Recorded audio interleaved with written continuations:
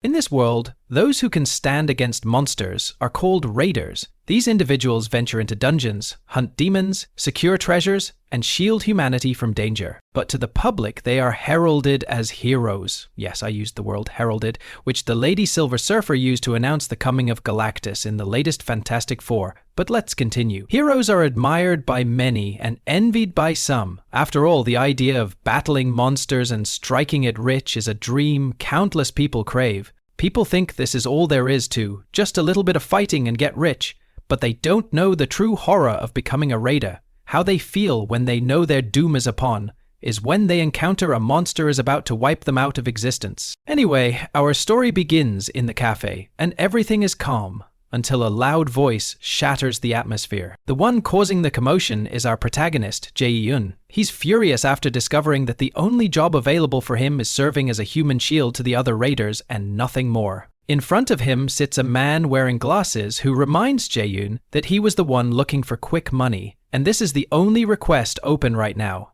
Like it or not, he has to take it since he needs the money. This man, who Jae-yoon often refers to as Chong-woo-min, works at the Raider Agency. He assigns odd jobs to those who are not part of any guilds. When Jae-yoon got a call from him, Jae thought he had landed a decent gig. But now he finds out that he's stuck with the role of disposable fodder in a dungeon crawling with the undead. Basically a meat shield for those raiders who are gonna hide behind him. He wonders why the hell he's getting bottom tier offers when even weaker raiders manage to land better paying ones. Jung calmly points out the reason. Jae-yoon belongs to the martial arts class, and requests for that class are few and far between. Our protagonist scowls. Whether he's being underestimated just because of his fighting style? Reluctantly, Jung admits the truth. Mages dominate the market. They're safer to employ, complete jobs faster, and suffer fewer injuries. Employers naturally choose them over martial arts raiders, who are forced to fight up close and take the brunt of the damage.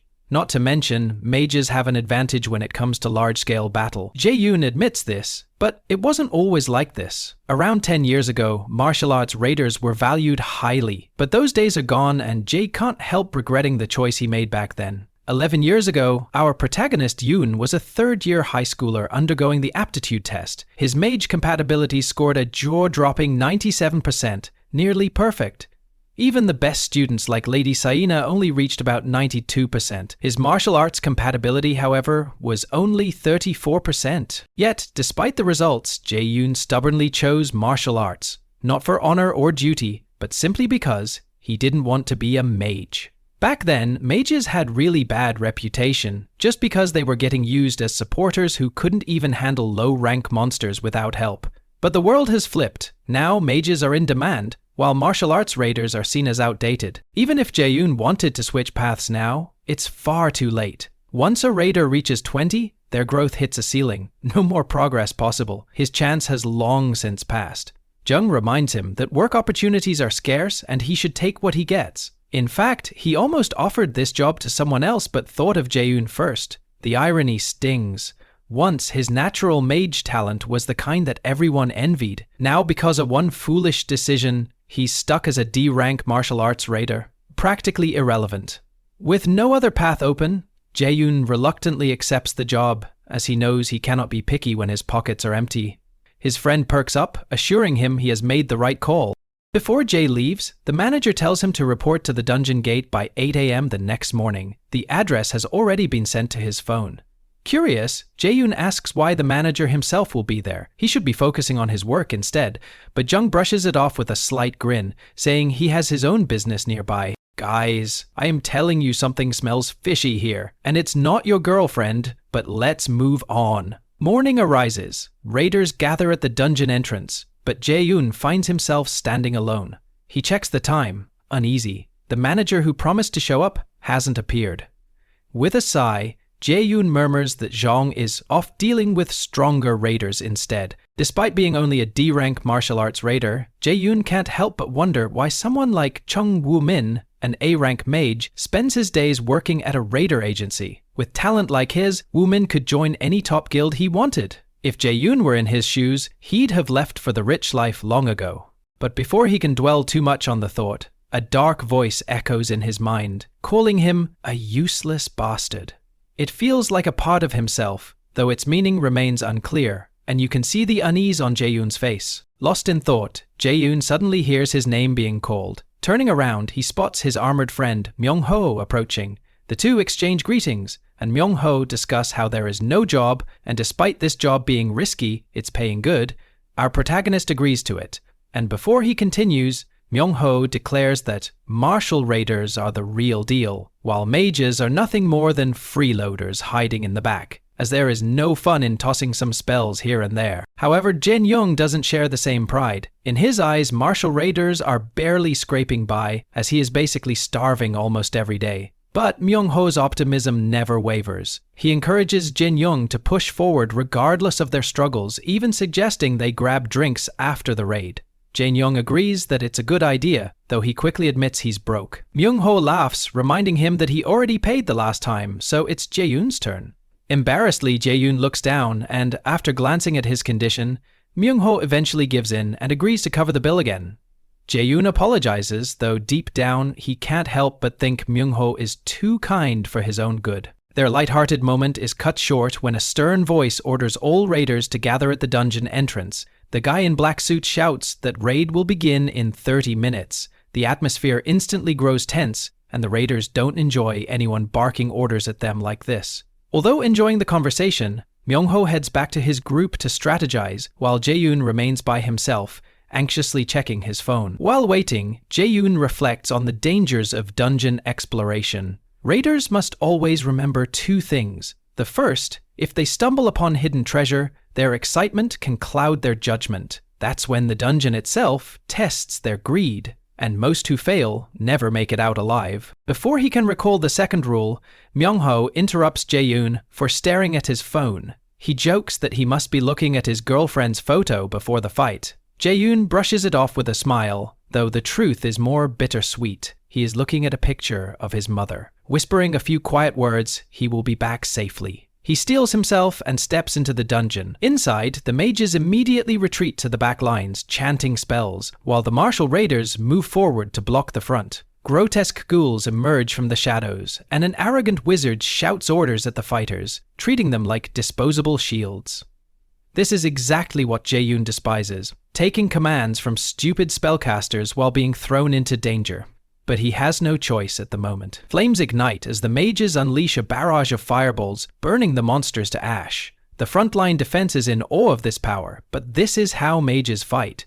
Jae-yoon observes them carefully, wondering if they're part of the Meteor Guild. This is a guild of magicians that was just a rookie not long ago, yet their power now seems undeniable. For the moment, Jae feels relieved. With this much firepower, today doesn't seem like the day he'll meet his end.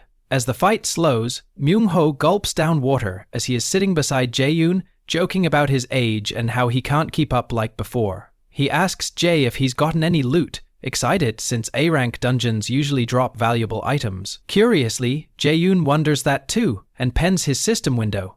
But something's wrong. Jae-yoon is in shock about the mess he is seeing right now. The interface begins glitching. A sharp pain stabs his head, and Jae-yoon wonders what in the hell that was. Then a chilling message appears that the Asura system has gone down, followed by the next line. The Asura system failed to reboot. Unknown error detected. Jae freezes. He's never experienced anything like this before. Suddenly, a strange voice speaks directly into his mind, telling him to follow the light. Startled, he spins around, only to see more distorted notifications flashing in front of him. Warning, unknown entity has infiltrated the system. Safe mode restoration failed. Jae-yoon has no idea what's happening. His body tenses, his mind races, thinking about the voice he heard, something about following the light. Myung-ho notices Jae-yoon's tense expression and asks if something's wrong. Jae-yoon only replies that someone told him to follow the light. And right on cue, strange glowing bubbles begin appearing out of nowhere. He wonders if this is the light he was told about. No one else seems to see these bubbles of light, and the old man questions his odd behavior and asks if Jae-yoon is feeling sick or something. Jae-yoon says he is okay, but he keeps his eyes locked on the glow, which seems to lead somewhere. Swallowing his fear, he decides to follow it. When asked where he's going, he simply says he'll be back soon, so Myung-ho shouldn't worry about him. Jae-yoon wants to know what the hell is going on. as he has never experienced something like this. After trailing the light for a while, he finds himself in an unfamiliar place. A system window pops up. Sir, system disabled. Status window unavailable. He tries to interact, but the interface is unresponsive. Another alert appears. Partial damage detected. Rebooting in safe mode. Jae-yoon scratches his head in disbelief. Ever since he awakened at 10 years old, the system had never once failed in 17 years. No crashes, no reboots. Could the voice he heard earlier be linked to this glitch? More and more error messages bombard him, yet he continues chasing the mysterious light. He wonders if the Aesir system itself is changing. A quick reminder about this system. It's named after the Aesir, Norse gods of mythology like Odin and Thor. Humanity first discovered it during the Year of Disaster in 2011. Back then, a colossal tree sprouted in the middle of the Pacific Ocean, reaching unimaginable heights in just 9 days. Some thought it was end of the world, and some thought of it as a blessing from the gods. That tree turned out to be none other than Yggdrasil, the world tree, and when it fully bloomed, hell was unleashed. Countless monsters poured into the world. Half of humanity perished to hunger, plagues, and chaos. But in that despair, a small hope arose, wielding divine powers of the gods themselves through the Aesir system. From that moment, more people awakened and became raiders to protect humanity. Now, Jae-yoon worries. If the system itself is changing, what does that mean for the future? It's probably not going to be good for sure. Soon, he reaches a dead end, only to find a glowing green door. After looking at the giant glowing door, his shock turns to excitement, thinking, could this be a treasure gate? Treasure gates are legendary. Hidden deep inside dungeons, their appearance rate is ridiculously low. Inside are rare items and materials worth millions. Jae-yoon's mind races. If he finds even an A-rank weapon, his shitty life could change overnight. Even if it's the worst of the worst item, since it's from an A-rank dungeon, it's gonna be worth thousands of dollars. He quietly prays for luck and steps inside. He finds himself in a place which looks really beautiful and heavenly. The entire room is shining from a golden light which is glowing from an object in the middle. He knows for sure that this is the item he is looking for, and as soon as he grabbed the glowing item, notifications flood the air. System restored. New equipment discovered. Grinning, Jae-yoon checks and freezes. In his hands lies Odin's lost eye, a mythical ranked artifact, the only one of its kind. The description makes his heart race. This was the very eye Odin sacrificed at Mimir's well for wisdom. Once equipped, it grants rune-writing, reverse magic, and an X-rank skill called Absolute Calculation, a terrifying ability that can analyze and dismantle magic itself. With enough mana, he could even copy others' skills using a blank card. Jae-yoon recalls that the highest rank item that ever showed to auction was an S rank, and it sold for millions of dollars. To think he would stumble upon a mythic rank item, which is literally the first in the world, is just something else. He knows he hit a jackpot and he won't be a meat shield anymore. No more endless grinding, just easy life. He looks at the item and he thinks about equipping it, as he's probably never going to able to touch a mythic rank item. But the system warns him, once bound, it can never be removed. Jae-yoon cancels the equipment immediately. He sighs in relief that he was about to waste such a precious item, since he's already past the prime awakening age of 20. He knows he can't use its full potential. Reluctantly, he decides not to wear it, and sell it for millions of dollars. He heads back to the group, being glad that this turns out to be a treasure for him rather than a tragedy. Clutching the treasure, he heads back. The old man Myung-ho reassures the guild that Jae-yoon will return, and right on time, Jae-yoon appears. He apologizes to the party leader for being late and promises it won't happen again. Myung-ho thinks that Jae-yoon is upset because of the mage. He pats Jae-yoon's back with a smile, telling him to cheer up. Jae-yoon grins, saying he's already fine, and even jokes that drinks are on him tonight. The old man stares in confusion, wondering what happened to Jae-yoon because he seems rather too lively. Of course, Jae-yoon stays silent and thinks that he is safe, for now. In a dungeon, treasures mean death. If he let out the info that he has a treasure, even friends would kill for what he found.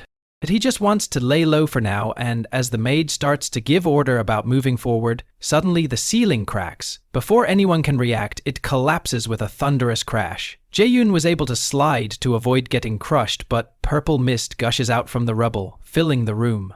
Party members choke violently. Jae-yoon covers his nose immediately. Poison! He yells at Myung-ho and the others to escape. Myung-ho calls out to Jae-yoon, screaming that they have to get out of here, as this poisonous mist is really deadly. But before he can move, horror strikes. His friend, Myung-ho, is impaled by a blade out of nowhere. Coughing blood, he whispers his final words to Jae-yoon. Run. Jae-yoon was shocked, but he knows he has to get away from this palace as soon as possible. He wishes his friend to rest in peace, as he is running for his life from that place. Running as fast as he can, his mind racing through the chaos, the explosion, the fog, the ambush, and slowly a chilling thought settles in. This wasn't an accident. This wasn't the doing of any monsters, but it was an action of dungeon contract killers. As he is panting heavily, he thinks he cannot escape through the front gate, or he might get ambushed there. Our protagonist just obtained a mythic runged item, and he is not going to lose this chance no matter what. Out of nowhere, Jae-yoon senses movement behind him. A hooded figure steps into view, and before he can react, a blazing arrow slams into the ground ahead, exploding with a deafening roar. Jae-yoon turns to see who is this fella, and after the hood comes down, Jae-yoon instantly recognizes the face. It's Jung Woo-min. Yes, it's the same guy who hired Jae-yoon for this job, the so-called caring manager who looks out for hunters like Jae-yoon. Gathering flames at his fingertip, Jung gives smirk and reminds Jae-yoon of the promise they made to meet, that he will meet Jae-yoon today. The time has come to fulfill that. Jae-yoon doesn't waste time. He demands answers. Was Jung the one behind the poison fog? The Meteor Guild attack? With no shame, Jung admits it outright. Yes, he is the one. Shock hits Jae-yoon for a moment, but he steadies himself, asking why. Jung only shrugs.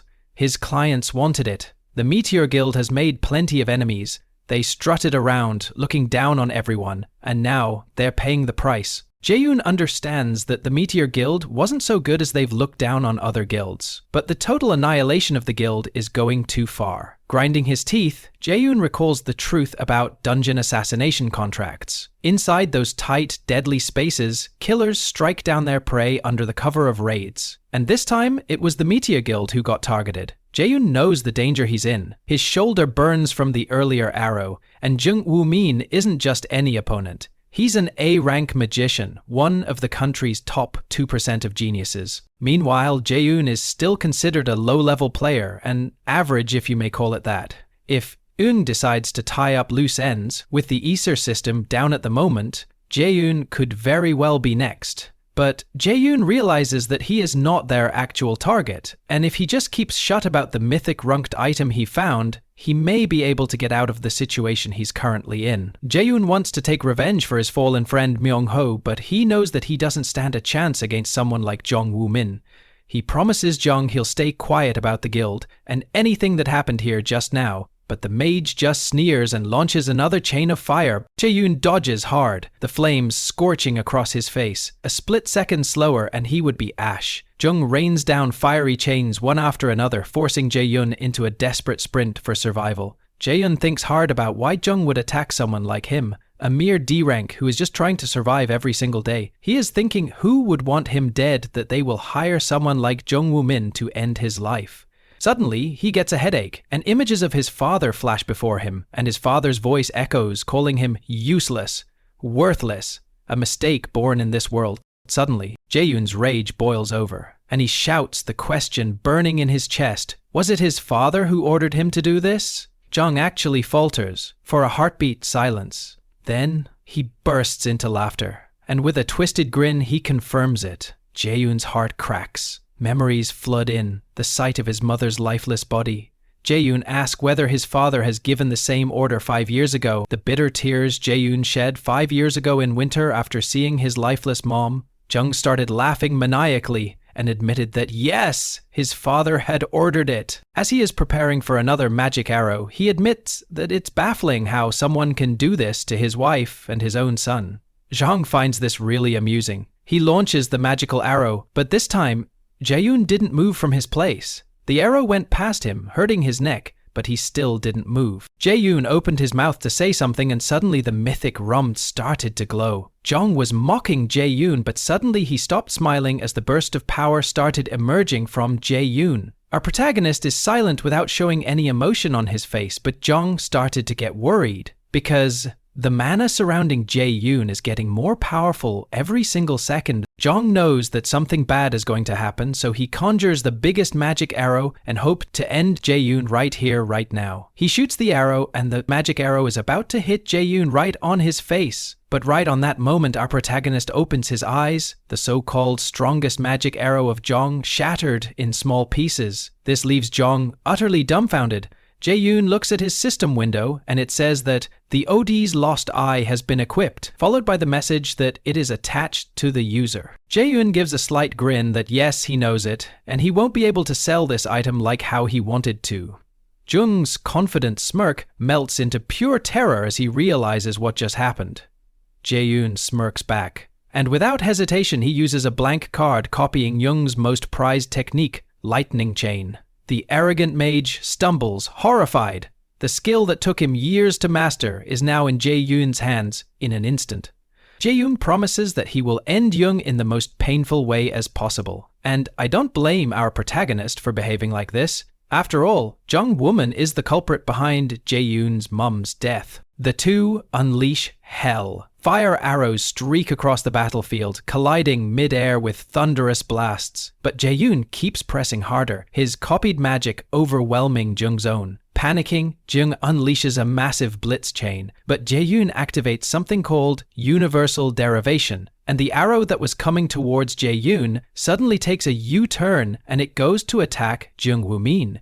Jung throws up a desperate shield, but the arrow tears the shield apart. One final arrow streaks through, striking him dead on. The proud mage crashes to the ground, begging, crying, trembling, but Jae-yoon looks at Jung in the eyes and shows no mercy. With one last fiery arrow, he ends him.